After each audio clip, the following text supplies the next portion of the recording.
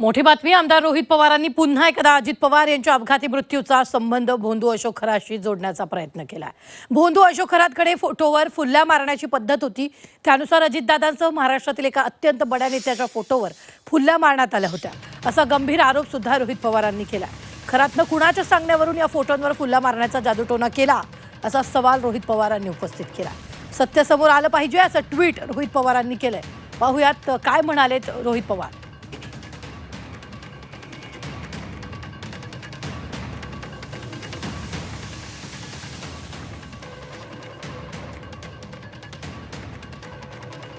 भोंदू अशोक खरात यांच्याकडे फोटोवर फुल्या मारण्याची पद्धत होती।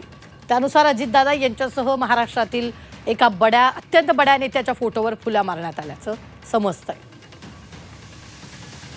या भोंदू खरातनं कुणाच्या सांगण्यावरून फोटोवर फुल्या मारण्याचा जादूटोणा केला, ज्यांच्या सांगण्यावरून जादूटोणा केला त्यांचा हेतू काय होता हेही समोर येणं गरजेचं आहे असं रोहित पवारांनी ट्विट केलंय।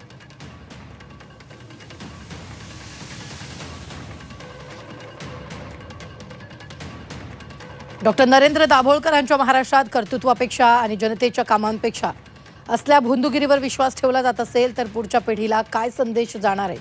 हे प्रकरण जेवढं भयावह आहे तेवढंच महाराष्ट्राच्या भविष्याला घातक आहे।